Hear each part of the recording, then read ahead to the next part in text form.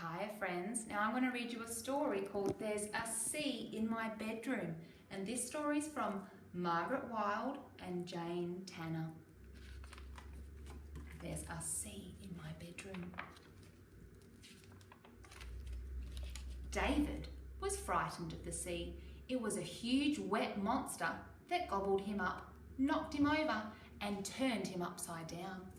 He didn't like the sea, not at all, not one bit. But he liked collecting shells, fan-shaped ones, some that looked like trumpets and some that looked like curved animals' teeth. There were yellow and grey and pink and purple. Then one day he found a conch shell. It was shaped like a pear, brown on the outside and orange on the inside. That's a very special shell, said his father. If you put it against your ear, you can hear the sea inside. Shh, makes the sound of the ocean. I can hear it. How could the big scary sea get inside a small shell? Wondered David. But he pressed the shell against his ear and he listened and he listened. Then he heard the sea. It was soft and growling and friendly. David wasn't scared of the sea at all. Not at all, not one bit.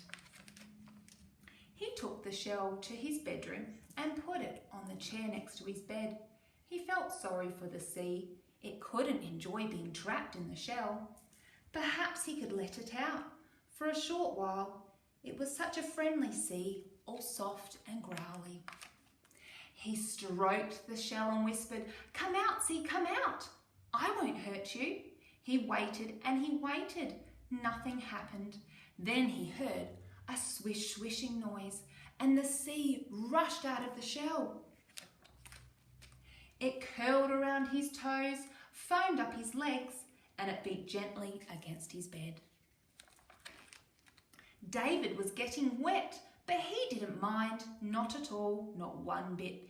He flopped down in the water and he kicked his legs and splashed.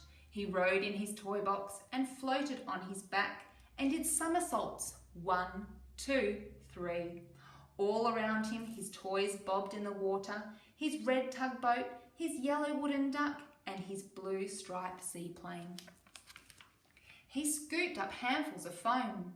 The bubbles disappeared quickly in his hand. He laughed and he laughed and he laughed.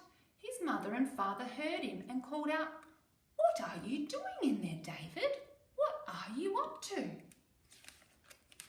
David jumped into the waves, then came up for air and shouted, "Mum, Dad, there's a sea in my bedroom. I'm jumping the waves. I'm getting all wet." "A sea in his bedroom," said his father. "A sea in his bedroom," said his mother.